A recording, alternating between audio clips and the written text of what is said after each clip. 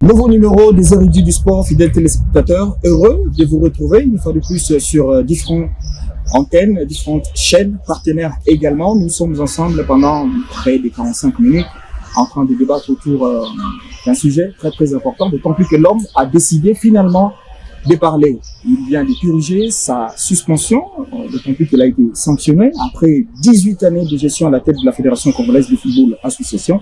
Nous allons remonter le temps, nous mettre à jour également, mais pourquoi pas aller faire quelques perspectives pour savoir ce qu'il en est également de son avenir. Qu'est-ce qu'il devient? Qu'est-ce qu'il pense du football ici en République démocratique du Congo? Vous l'aurez sans doute deviné, qui est notre invité, mais rien d'autre que monsieur Constant Omari, que nous recevons avec des confrères, des amis sur ces plateaux, des érudits du sport. Monsieur Omari, heureux de vous retrouver et bienvenue sur ces plateaux.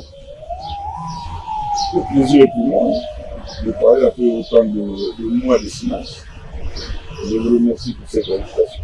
Allez, est-ce que Omari reste toujours cette personne qu'on a connue, toujours taquin, toujours en train d'update, toujours à jour et à suivre? En 64 ans, si je chante, c'est que je me suis Omari. Je suis le même. Allez, on va bien sûr commencer. C'est un peu bon. On s'est dit, hein, c'est vrai, une année de suspension, c'est une zone d'ombre. Peut-être que nous autres, nous avons oublié qui vous êtes. On aimerait bien savoir, Constant Omari, d'où il est parti, comment est-il arrivé à la tête de la Fédération congolaise de football association. En peu de temps, en peu de mots, comment est-ce que vous pouvez résumer votre arrivée à la tête de la Fédération, le temps pour nous de refaire les 18 années de gestion? Donc voilà, d'abord, amoureux du sport de manière générale, pratiquant de certaines disciplines sportives. Je me suis retrouvé dans un club, j'ai eu un club de Témapouk, avec mon défunt ami, heureuse mémoire, Joe Philomène. Et du dérive, je suis passé à la fédération. À l'époque, je suis dans cette formule de contrat de province, comme sous-président de Molino, qui était secrétaire général, à la faveur changement qu'il y a eu dans le pays de gouvernance politique. Il est parti, mon mandat a été validé comme titulaire. Après, je suis passé deuxième vice-président dans le comité provisoire du secours par la FIFA. Et le deuxième vice-président, je suis passé premier vice-président lors des élections en 2001 et à la mort du président Koulara. J'ai assumé son intérim, mais à la fin, j'ai commencé mon mandat en tant que président de la FIFA. Et parallèlement à cela, j'ai passé dans plusieurs commissions au niveau de la CAF, au niveau de la FIFA. À la CAF, je suis passé. Je suis arrivé au niveau du premier vice-président. J'ai même assumé l'intérim du président de la CAF, quand il avait été suspendu. Au même moment, parallèlement, j'ai assumé aussi l'intérim de sa place au niveau de la FIFA comme vice-président de la FIFA. Et au niveau de la FIFA, il était président du comité exécutif à l'époque de Blatter. Et quand nous avons opéré des réformes au sein de la FIFA, nous avons oublié le comité exécutif en conseil. J'étais élu membre du conseil. Donc, c'est ça. Allez, voilà, ouais, on reste dans le sport. On va pas sortir, c'est vrai, mais pour cette première partie, nous allons maintenant nous présenter sur la gestion au niveau de la Fédération congolaise de football association. 18 années, moi je me dis, avant que les autres ne prennent également la parole, qu'est-ce que vous retenez de votre gestion pendant ces 18 ans? Mais d'abord, il faut savoir que l'environnement dans lequel j'ai accédé à la présidence, c'était un environnement difficile. Parce que dans notre temps, il devait amorcer des réformes. Mais les réformes n'étaient pas faciles. C'était depuis l'année à avaler. Tant bien que mal, je suis arrivé à faire passer les réformes. Et on a démarré. C'est vrai qu'on a fait ce qu'on pouvait faire. Mais l'environnement macroéconomique commercial du pays ne nous a pas permis de soutenir l'activité. Mais avec le peu de moyens que nous avons pu réunir, nous avons pu avancer. Les réformes, ça va. La Linafoot a produit un bon championnat de Dakar. C'est qui nous a placé dans le top 5 des meilleurs championnats nationaux en Afrique. Et cette dynamique nous a permis de remporter les 2 chats que nous avons remportés. Les clubs se sont bien exprimés. Mazembe a remporté des titres au niveau de l'interclub de la Coupe de Confédération. Et nous avons frôlé une qualification, une extrémiste de la Coupe du Monde. Nous avons joué contre les cas, nous en avons raté aussi. Et c'est ce que je peux retenir. Mais surtout, l'important pour moi, c'est quoi? C'est le football, c'est la quintessence. Ce sont des réformes au niveau de l'administration. On peut tout raconter aujourd'hui. Je suis fier quand je sais que au Congo central, il y a un siège. Et moi, j'ai fait. Je suis fier quand je vois à Goma, on a construit un siège. Je suis fier dans d'autres provinces. Quand j'arrive, on me dit que ça, c'est le siège. Alors que nous étions soit locataires ou logés par l'État. Nous avons réussi à créer un patrimoine immobilier propre à notre région. Pas plus loin d'ici, il y a la lifting aussi. Si vous allez, il y a un siège de la lifting. C'est payé par nous. C'est pas la lifting, il y a que c'est qui avons payé. Donc on a quand même créé un patrimoine immobilier important.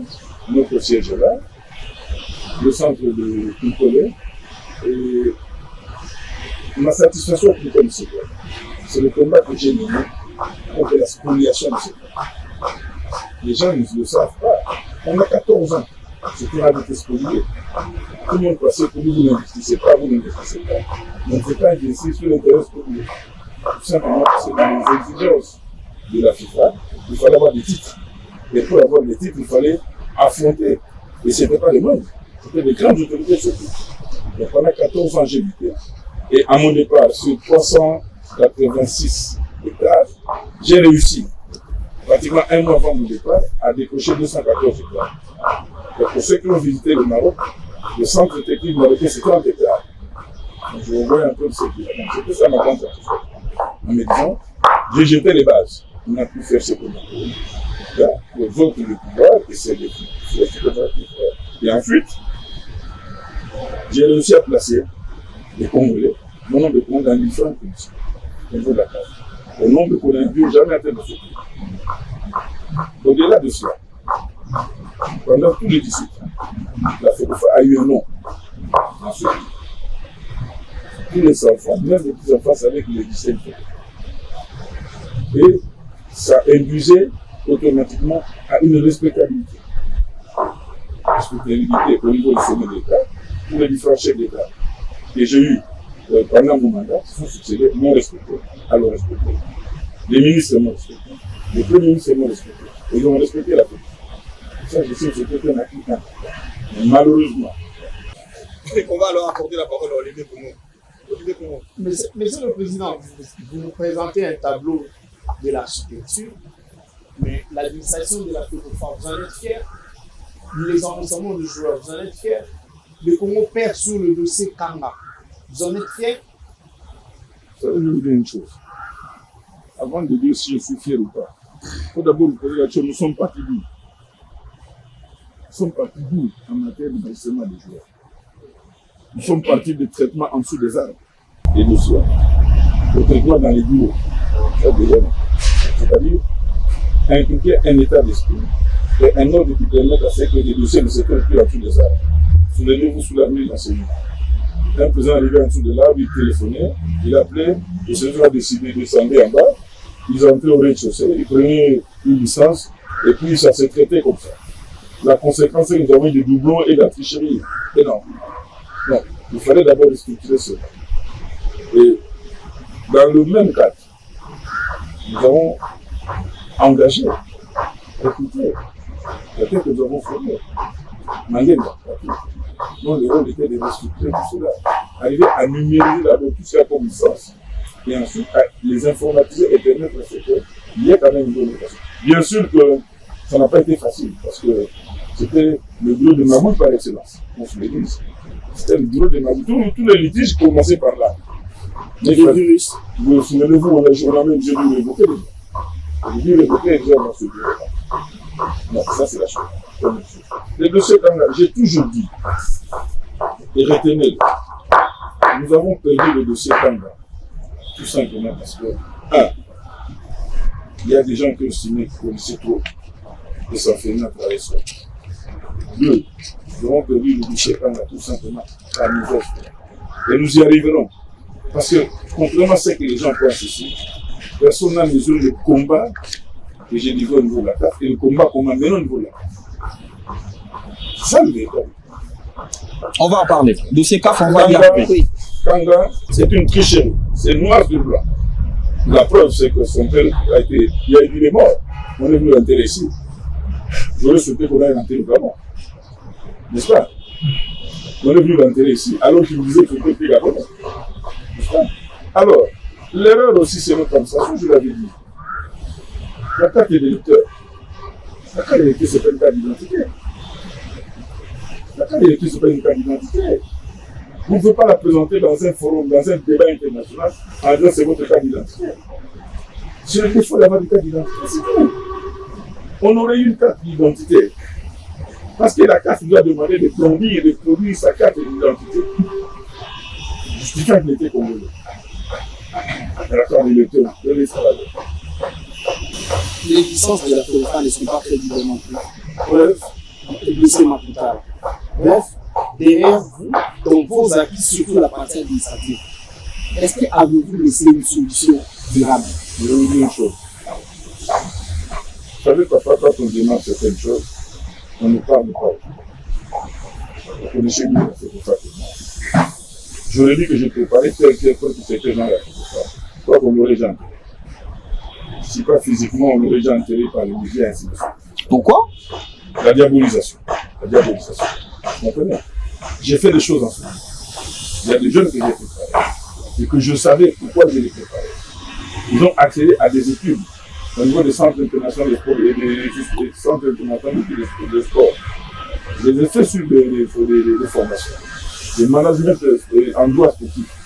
Parce que je savais dans mon plan que c'est tel qui devait prendre ce poste.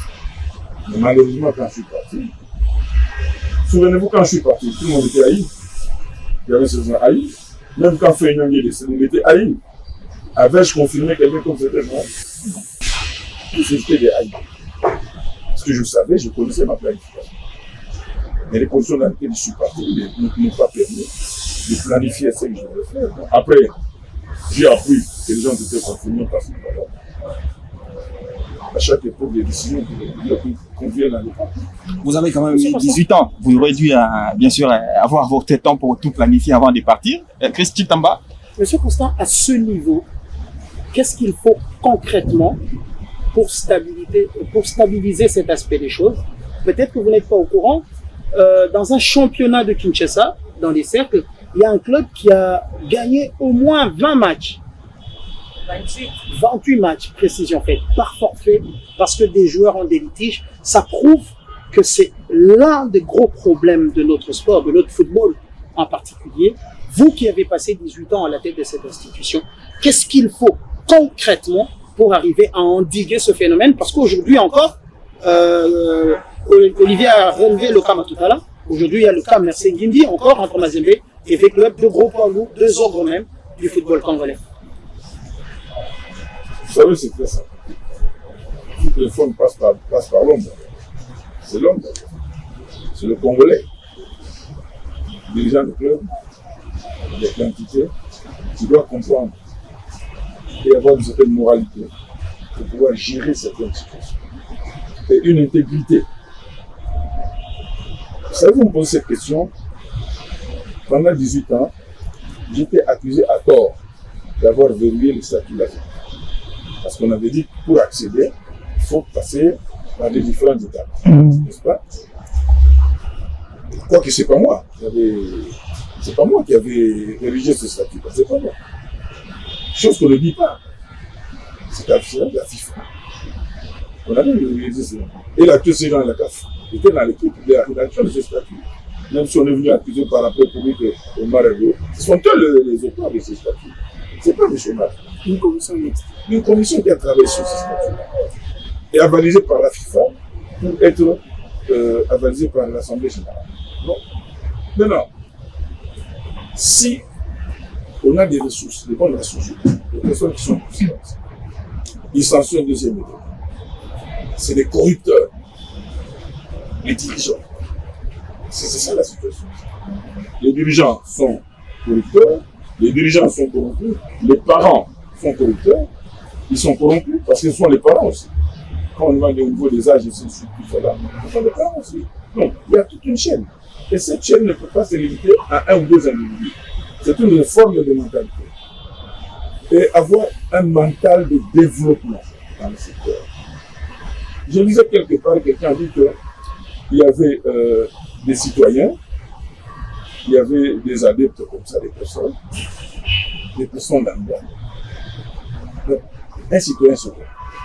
C'est un monsieur qui a des vertus, qui respecte la réglementation, les lois du pays, et qui affiche un comportement exemplaire. C'est ça la situation. Mais si, sur toute cette chaîne-là, vous allez lever un maillon en disant, bon, ce sont des gens qui font le bien, mais attendez voir ce qui est toujours. Et enfin, il y a aussi la pauvreté. Il y a la pauvreté. Vous trouvez ces papas là-bas, suite à leur état de pauvreté, ils sont susceptibles à être tentés à tout moment pour tout faire. Mais je pense que pour moi, c'est l'homme d'abord. S'il y a que l'homme qui peut arrêter ça. Si le Congolais prend conscience que nous voulons aujourd'hui nous développer et que les sérieux doivent commencer à la base. Écoutez, vous parlez de tricherie. Vous allez dans nos communes. Dans les états civils, c'est la tricherie commence. Vous allez dans des entités où avant les champions, vous déjà c'était celui qui va donner celui qui sera champion. Je l'ai combattu sur les ennemis. J'ai reçu même pour à titre exemplatif, j'ai reçu tous les présidents des entités sur des affaires de Kinshasa. En ce temps. Pour leur inculquer ce comportement-là. Malheureusement, à l'époque de l'Union, à ce temps, il faut continuer. Il ne faut pas se croiser, il faut que ceux qui sont là continuent. Et ça devrait partir de la base. Voilà, Charlène Bondembe également doit avoir une question. Oui. Monsieur le Président, tout à l'heure, là, vous venez de souligner quelque chose qui est très important. À votre époque, vous avez quand même fait une marque à la FECOFA, vous avez de très bonnes relations avec différents chefs de l'État. Qu'est-ce que vous avez fait pour sauver le football congolais? Vous pensez relations À travers ces relations, à travers des projets. Madame, je pense que ça ne peut rien de numérer avec quel chef d'État qui fait ça. Non, globalement, vous pouvez nous globalement. Par naissance, tous les chefs d'État et les premiers ministres m'ont aidé à asseoir, par exemple, les structures de voyage des équipes nationales. Ils sont arrivés à accepter que les équipes nationales puissent voyager par des vols privés. Ils sont arrivés à nous accorder des facilités de banque. Ça qu'on se le dit, j'étais sur cette activité. Ils sont arrivés à se disponibiliser pour nous faciliter même les exonérations. J'ai obtenu 2 ou 3 arrêtés interministériels exonérant toutes les importations de la FECOFA. C'est comme ça que même le bus que nous achetions pour cela était exonéré. Alors, j'ai accédé à des financements de libéralité du chef de l'État, de l'équipe nationale. Je savais, moi, téléphoner au chef de l'État où vous avez tout contacté s'il y avait une situation. Ensuite, vous savez, je l'ai dit un jour, que le défaut d'une politique sportive a fait que nous ne puissions pas nous investir à la base. Je pouvais crier, tout le monde le sait, j'ai passé dans vos classes pour rappeler que ce pays ne peut pas décoller tant qu'on n'aura pas d'infrastructure. La preuve est qu'aujourd'hui, aller à la FECOFA, gérer cette infrastructure avec des projets chiffrés, des débuts chiffrés. Et les projets que vous n'avez pas réussi à faire exécuter. Non, ça dépend des projets politiques parce que là, ça dépassait les moyens de la FECOFA. Et tout le stade de 4 novembre, l'ancien Renaissance, le stade du Tata Raphaël, le stade de Martins, qui jusqu'aujourd'hui est inachevé, le stade de Mobutu à Lumbashi, J'avais même des projets sur le stade là où nous proposons. Stade Boalima. On devait construire un nouveau stade là-bas. Tout est là-bas. Vous allez trouver des plans et tous les défis. Voilà. Mais les chômeurs n'avaient pas de finances. Ce n'est pas le rôle de la FECOFA de construire des infrastructures à caractère national. C'est pas ça la FECOFA. La FECOFA hérite des infrastructures construites par l'État et qui met à la disposition de chaque discipline d'ailleurs. J'étais heureux quand j'ai appris dernièrement qu'on a signé des accords pour construire une salle pluridisciplinaire. Il n'y a pas dans ce pays. Après 62 ans de défense, je ne sais pas comment. Il n'y en a pas. Donc, j'ai eu ces facilités. J'avais des accès faciles. Et tous sans exception, ils étaient suffisamment sensibles pour ce qui concerne l'éducation. Ils étaient vraiment sensibles. Comme vous avez aidé Matata à nous mettre des stades que vous avez assisté à l'ouverture. Oui, les stades municipaux. Les municipaux non compatibles à la pratique du football, mais que vous avez quand même parrainé. Techniquement, non. Attention. Nous avons été associés à l'inauguration du projet. La réalisation d'ailleurs. Le lancement, jamais. Je mets quiconque au défi. La FECOFA n'a pas été associée. Du début à la fin. Et d'ailleurs, c'est nous qui avions émis les premières réserves. Quand nous sommes allés à Matete, pour voir que les dimensions des terrains n'étaient pas compatibles, ne respectaient pas les normes des terrains de football, où les équipes première division, deuxième division fait évoluer. C'était nous qui avons fait ces observations. C'est cette présentée la BSECO, la primature, et certains de vos confrères qui étaient les conseillers là-bas, qui ont assisté à cette affaire-là. Quelques anciens joueurs se sont fait passer pour les conseillers dans l'administration là-bas. La FECOFA n'y est plus. Je l'ai dit à plusieurs reprises. Et c'était connu que nous n'étions pas associés dans ce projet. Pas associé et vous ne pouvez pas non plus apporter votre technicité dans... Associé signifie qu'on vous contacte pour que vous le mettiez là. Nous n'étions même pas contactés. Nous étions hors circuit. Donc vous étiez dans le besoin parce qu'il s'est posé un problème d'infrastructure. Vous exprimez les besoins. Mais quand les gens décident, quand les amis de la BSECO, ils passent des marchés avec des personnes, ils ne savent pas qui sont comment, qui ont déjà construit une infrastructure sportive, on ne sait pas. Qu'est-ce que c'est ça? On va revenir à la question d'Olivier. Nous ne pouvions pas nous imposer pour aller dire que nous devons venir nous imposer. Non. Par contre, quand ces installations étaient immobilières, j'ai discrètement envoyé quelques techniciens de la FECOFA là-bas, nous avons relevé les infrastructures. Relever sans rien faire d'autre. Relever et puis informer acquis des droits. Ma compétence. Nous avons relevé, nous avons acquis des droits, nous avons dit que c'est ça qui n'est pas compatible. On va revenir à la question d'Olivier comme je le disais. Parce qu'à l'origine, nous encourageons ce projet pourquoi? Parce que les ententes urbaines, et même le football d'âge, devaient se jouer dans ce genre de choses. Malheureusement, nous n'avons pas été associés. La conséquence, c'est celle que vous avez connue. Aujourd'hui, quand vous regardez vos 18 ans passés à la tête de la fédération, qu'est-ce que vous regrettez? Mon grand regret, c'est que j'ai bâti cette assemblée. À moins d'une année. Vous l'affirmez que tout est... Je le dis haut et fort, celui qui me dit le contenu de l'académie de l'État. C'est que moi, j'estime. Ah bon, ça va, je vais vous dire une chose. J'ai eu des larmes aux yeux. Après le match de l'équipe nationale, ce sont les joueurs qui m'ont appelé. Je ne peux pas citer les noms. Pour me dire présent, tout ce que vous avez fait et qu'il n'y en a plus. Il n'y en a plus. Vous nous avez attendu parce que tout ce que vous avez mis en place comme structure, le voyage, plus rien. Je ne peux pas comprendre qu'après un match, un responsable de la fédération ne soit pas en mesure d'aller mobiliser, d'organiser les joueurs. Moi, je n'étais pas, mais ce sont les joueurs eux-mêmes qui m'ont dit. Ils me téléphonent tous les jours, les joueurs. Ils regrettent. Mais ceux qui sont là, ils ont été avec vous pendant toutes ces années, M. Omar. Écoutez, c'est pratiquement votre héritage. Vous êtes à 20, vous commencez les études. Vous avez tous des diplômes. Mais sur le plan pratique du travail, il y a ceux qui seront beaucoup plus aptes que d'autres. Non, mais c'est Omar. On va évaluer les gens. Oh non, on n'y va pas parce que... Non, mais c'est Omar, il a bien chargé le gouvernement. Les joueurs qui sont là, je ne peux pas citer le nom malheureux, m'ont appelé pour me dire président, ça ne va pas. C'est ça, ça ne va pas. Et moi, je ne discrète pas par moi poser des questions à qui de droit.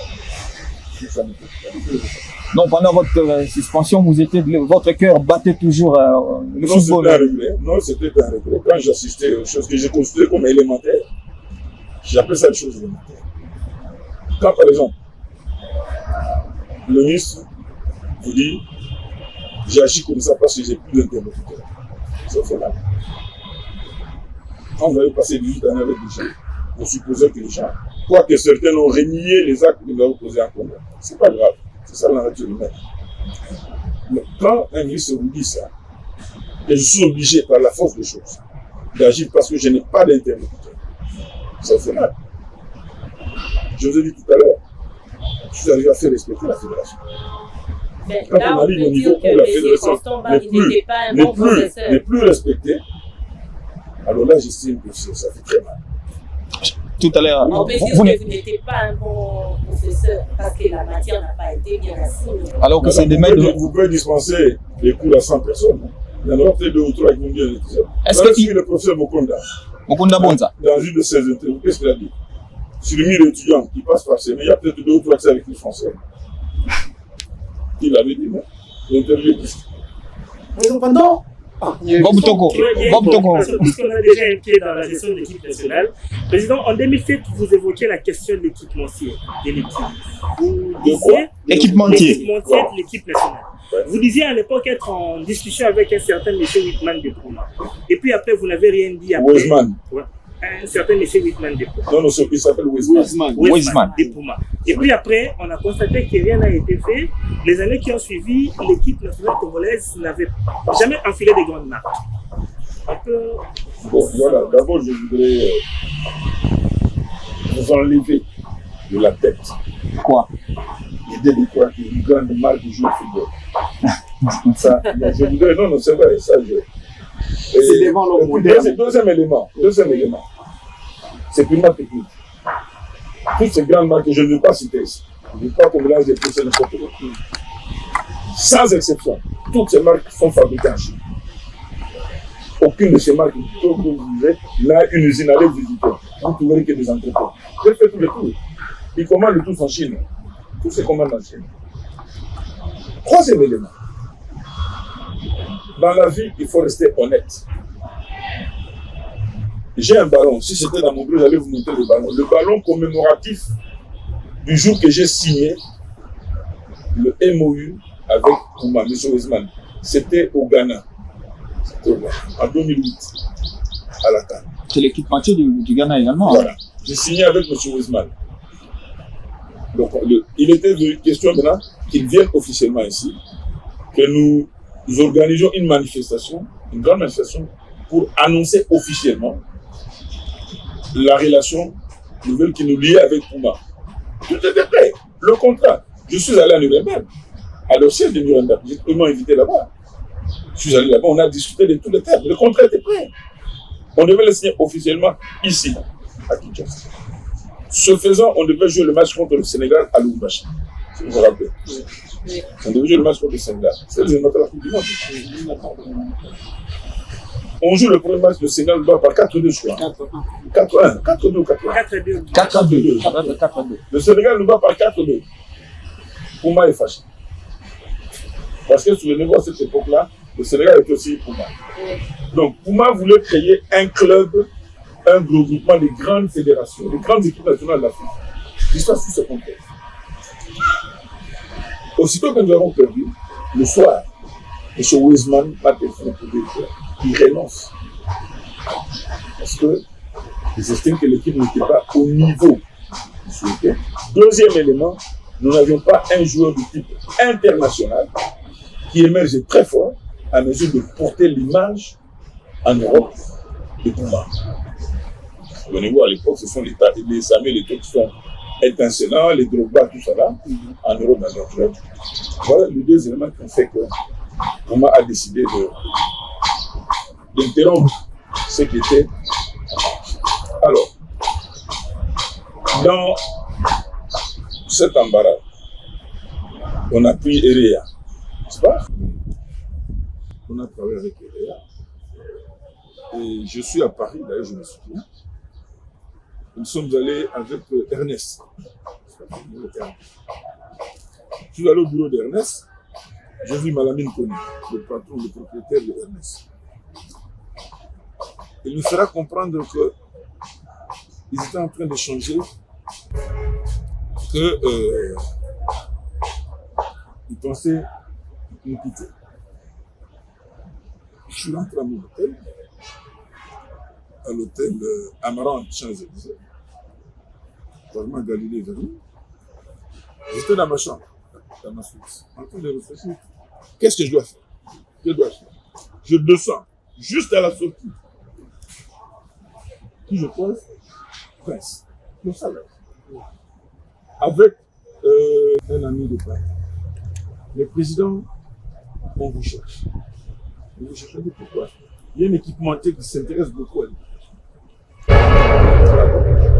Oni, ils sont où? Ils sont en Irlande du Nord, à Brisbane.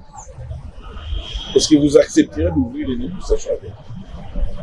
J'avais quoi sous la main? Entre nous. Nous avions écrit à Nike. Nike, en consultant le classement FIFA, a estimé qu'ils n'étaient pas dignes de poster. Il ne peut pas se les comparer. Adidas estimait qu'ils avaient déjà beaucoup de équipes nationales et qu'ils n'étaient pas prêts. Parce que nous voulions des équipements personnalisés. C'est que les autres ne fabriquent pas. Ils fabriquent les mêmes modèles, ils mettent des motifs seulement. Le même modèle. Vous avez une phase finale. Si pour moi, la Côte d'Ivoire a le même design, tout le monde a le même design, sauf c'est pour moi, c'était des différences un peu de coloris. Pour essayer d'adapter.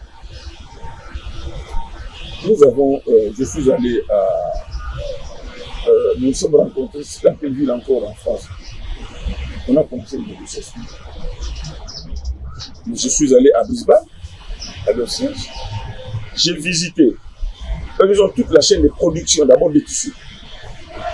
Ils ont toute la chaîne. Il y a deux très grandes industries, séparées par une route. À gauche, les matières premières, les fibres, tout ça là. Il y a toute une station qui fabrique les tissus que tu veux. Dès qu'ils terminent de fabriquer les tissus, ils les mettent dans des rouleaux, on les fait traverser, ça passe au niveau des designs, et c'est couture, et coupe. Et j'estimais que c'était intéressant. Ils ont accepté pour le personnaliser. C'est moi qui ai fait les premiers designs. J'ai travaillé avec leur design. Pour voilà, et ainsi de suite. On a continué, tous les mêmes comportés là. C'est moi qui travaille sur les designs. Il m'envoie un modèle, j'ai corrigé, j'ai dit non, pas ça, mettez tel motif, tel motif, tel motif, tel motif. C'est comme ça que nous avons travaillé. Donc c'est pour vous dire qu'un équipementier a des exigences. J'ai failli oublier. Comment nous a demandé, et même Adidas, étiez-vous en mesure de vendre 100 000 vareuses dans votre pays? 1. 2. Quels sont les dispositifs anti contrefaçon là, qui luttent contre la contrefaçon? Quels sont les organes qui luttent contre la contrefaçon? Je peux vous poser la même question aujourd'hui. Question. Il n'y en a pas parce que les équipes en souffrent. Et c'est la contrefaçon en gros là. Devons-nous prendre ce risque-là? Voilà, c'est bien dit. Je voudrais quand même en dire, M. Constant, sur vos 18 années de règne à la Fédération, est-ce qu'il y a eu des subventions de la Fédération internationale de football association? Si subventions il y a eu, à quoi ça a concrètement servi? C'est la question que vous posez. Je rigole chaque fois. À l'époque de Blatter, c'était 250 000 $ par an. 250 000 $ par an. Plus le projet Goal qu'ils ont lancé après. Le centre Kinkol de ces Goal. N'est-ce pas? Le siège ici, c'est le PAF, Programme d'assistance financière. Ça nous a coûté à l'époque 285 ou 275 000 $. À l'époque, ce siège. Nous n'avions que 250 000 par an. Il fallait mettre ça sur 2 ans. N'est-ce pas? Tout le siège dont je vous parlais ici, c'est le financement d'Afrique. C'est Gianni qui est venu augmenter un peu là. Mais tout le temps on évolue avec ça. Il a augmenté, mais le centre est resté quand même à son état initial. Mais enfin, je pense qu'on va dire, vous avez dit ici. qu'on ne pouvait pas investir tant qu'on n'avait pas résolu le problème foncier. Et même les bâtiments que vous avez construits, impossible de les repeindre. Enfin, quand je suis parti, ce bâtiment était repeint. Après, qu'on le sache, on se le dise. Allez-y en profondeur la question. Ça a servi à quoi cet argent? Vous comprenez? Alors, toute l'administration que vous voyez de la FECOFA, ça pèse combien? Toute l'administration que vous voyez là, c'est pas le fonds de l'État. La FECOFA ne reçoit aucun fonds de l'État pour le fonctionnement de son administration. Aucun. Vous n'irez nulle part dans le budget de l'État, on va dire, faire fonctionnement fédération, il n'y en a pas. Ça n'existe pas. Toute l'année que vous voyez les gens font travailler, c'était ces fonds de la FIFA. Contrairement à ce que les gens pensent qu'on peut prendre l'argent de la FIFA de la France. Non. Vous avez 2 audits par an. Et si vous n'arrivez pas à satisfaire un premier audit, on vous coupe, on vous suspend le budget. Est-ce dans la même subvention qu'il y a de l'argent pour le football féminin ou mais le football féminin est arrivé quand? Le football féminin est arrivé quand? Dans $250, c'est quoi? À l'époque, c'était 15%. 15% vous développez quoi? Mais pendant votre règne... Non, j'ai compris la susceptibilité de sa question. Oui. Le football féminin. Parlons-en. Mais c'est vous qui gérez, c'est à vous de nous dire les 15%, vous servez à quoi? Vous permettez. Les 15%. Tous ces championnats que ces joueurs-là, c'était quoi? Les championnats nationaux, tout ça, le football féminin. C'était quoi? 15% de 22,5, c'est combien? 37 500 de faire jouer un championnat dans tel pays. J'ai l'impression que par moment, on édulcore la notion des montants par rapport à l'activité. Mais c'est à vous de nous détailler la gestion. Le besoin du football congolais aujourd'hui, même 3 millions de $, pendant le succès. Dans la globalité ou bien masculin ou féminin? Je dis, le féminin peut-être 1 million et 500 000. Même 3 millions ne suffisent pas. Parce que contrairement à ce que vous croyez, et je suis souvent un peu la mort dans l'âme. Dans la presse, les gens racontent des histoires. Le besoin de développement du football. Parce que je suis dernièrement, les femmes ont en train de parler. Mais c'est que j'oublie. Il y a eu un audit dernièrement, non? N'est-ce pas? Oui. J'ai eu quoi? On est arrivé à démontrer que le football féminin a englouti $585 000. Tous les voyages qu'ils faisaient là, les séminaires, tout ça. C'est l'argent. Mais non, je vous dis ceci, cher ami. Ils reçoivent de l'argent. Ils doivent les justifier. Et les choses. Ils doivent les justifier de leur manière, ou bien il faut qu'il y ait aussi un impact visible dans le quotidien des équipes, des joueurs, de l'organisation du championnat. Voilà l'argent que le football féminin a, c'est pas pour développer l'équipe, c'est pour développer le championnat. 37 500 $, c'est quoi? Parlons-en. C'est beaucoup d'argent. Je m'excuse beaucoup. Si tu estimes que c'est beaucoup d'argent, ça c'est plus. C'est par rapport aux dépenses. Mais pour quel effectif des équipes? Pour quel effectif des équipes? Mais oui, mais n'oubliez pas un élément. Un club, c'est une chose privée, il y a son comité. Dites-moi, 37 000, puisque vous êtes spécialiste de cette histoire. 37 500, vous développez, vous avez 20 clubs de football féminin répartis à travers le pays. Dites-moi, vous les gérez comment? Le dernier championnat du Congo, est-ce qu'il y a eu 20 clubs? National devrait avoir un certain niveau qu'on ne voit pas. Non, le problème n'est pas celui-là. Le problème, c'est quoi, monsieur Omar? Maintenant, je vais vous dire ce qui ne va pas dans le football féminin. Dans le football féminin de ce pays, il y a eu des promoteurs. C'est-à-dire, il y a eu des opérateurs privés qui ont développé ce football. C'était Bob Moundabi. Et observez depuis la mort de Bob Moundabi, le général Amici Consort, l'armée. Ce sont eux qui étaient des moteurs du football féminin. Vous comprenez? Le Katanga vient de commencer il n'y a pas longtemps. 2 ans. Il n'y a pas longtemps qu'il vient de commencer. Ce sont eux les moteurs. Et n'oubliez pas que jusqu'en 77, on avait une grande équipe nationale. On était sur le 3e. Dont le statut principal, c'était l'Inter. Avec toutes les filles qui sont allées en Angola, c'était sur tout ça là. Mais après la mort, qui s'est occupé de ça là-bas? Les clubs d'abord, parce que l'erreur que vous croyez, c'est que c'est l'argent d'une entité, la film qui doit aller développer SCK ou quoi que ce soit. Non. Là, c'est pour qu'ils organisent le championnat. Par contre, SCK en tant qu'entité, si ce championnat-là produit de l'argent, s'il y a un marketing, il y a des dividendes commerciaux et qu'on ne les distribue pas au club, là, c'est bon. Là, vous aurez raison. S'il y a des dividendes qui ne sont pas distribués au club, là, vous avez raison. Mais ce n'est pas les 37 500 $ que vous allez prendre, Vous savez d'abord, rien que faire voyager l'équipe. Vous connaissez le coût d'avion dans ce pays, n'est-ce pas? 14 ou 16 équipes doivent venir jouer au football ici, football féminin. La moyenne des titres de voyage, c'était combien? C'était les $500 à l'époque, moyenne. $500. 25, une dérogation de 25%. Multiplié par 500, ça fait combien? Ça fait 12 500. Ça, c'est un seul club. Vous mettez 20 clubs, ça fait combien? 240 et quelques mille dollars. Et les 37 500, vous en faites quoi? C'est rien.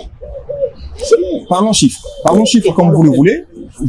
Comment expliquez-vous le fait que, avant de changer bien sûr la thématique, hein, le fait que vous parti, les sponsors qui étaient là également à la FECOFA, c'est Clips, on ne sait plus, on n'entend plus parler de ces sponsors-là, alors qu'il y a besoin en termes de visibilité. Vous parlez de quel sponsor? Vous savez, je ne veux pas... Non, c'était affiché, même dans les paperas, les sponsors étaient là. Non, soyez concret. Orange. Vous avez Orange et voilà. N'est-ce pas? Je ne voudrais pas me jeter de fleurs. Parce que parmi vous, il est aujourd'hui à la fête. À l'époque, quand j'avais signé avec M. Lazarios, si je Zimbabwéen, quand Vodafone venait d'être lancé ici, à l'hôtel Mendy, la presse était assez la signature. Il a dit vous donnez de l'argent aux voleurs. Souvenez-vous, à l'hôtel Mendy.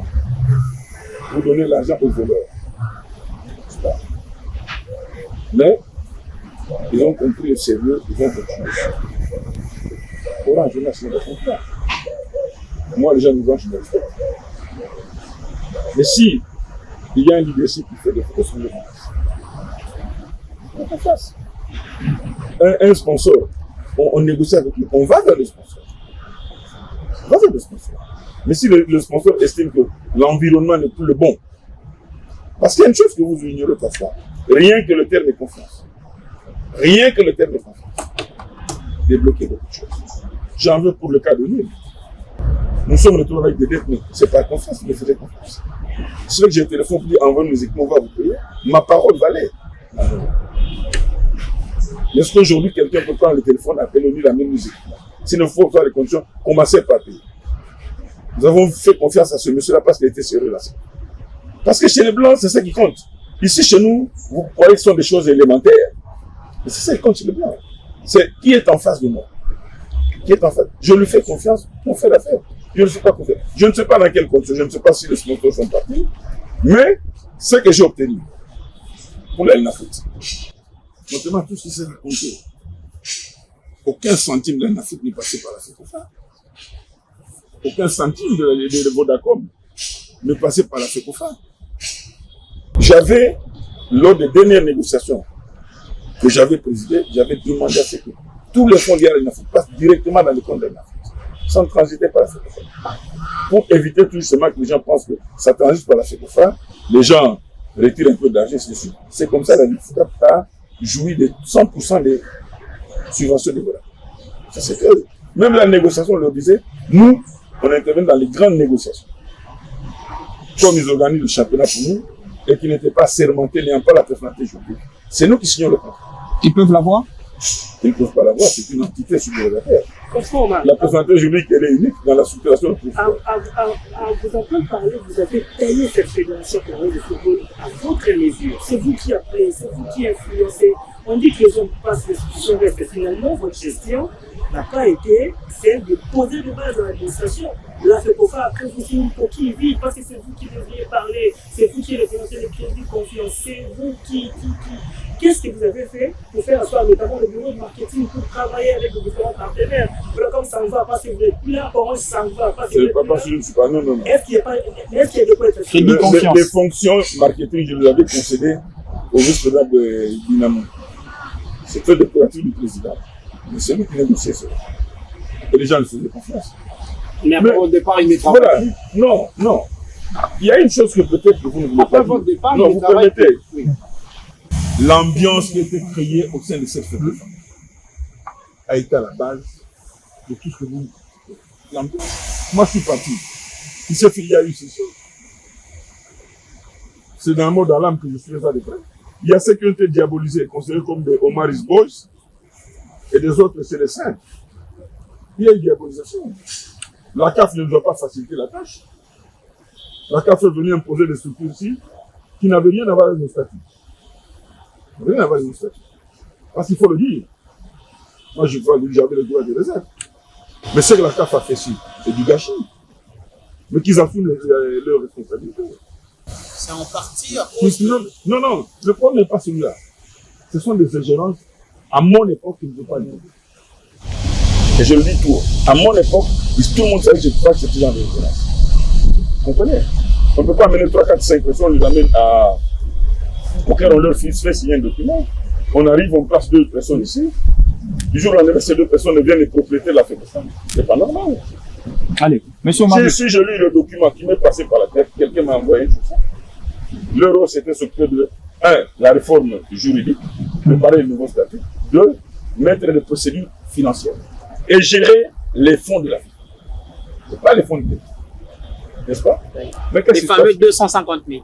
Non, mais c'est maintenant plus. Il y a plus que ça. Plus, Vous comprenez? Mais les échos me pardonnent. Ce sont eux maintenant qui gèrent la fédération. Ce n'est pas normal. Bien sûr que moi, à leur corps défendant, le pouvoir aurait été libre. Le pouvoir aurait été libre. Si tout le monde a peur parce qu'on a peur de la CAF, on a peur de la CAF. Qu'est-ce qu'on se reproche pour avoir peur de la CAF? Monsieur Constant Marie, on n'a pas peur de la CAF. Non, D'ailleurs, on se reproche pas pour... Non, si vous commencez à avoir peur, ça vous reprochez quelque chose. on va bien sûr. Vous avez votre temps. Vous aurez votre temps de parler. Permettez-nous d'orienter également ces numéros. Ces numéros, bien sûr. Votre première sortie, on va le dire comme ça, après la suspension d'une année. Justement, Marceline, on entame la question liée à sa suspension.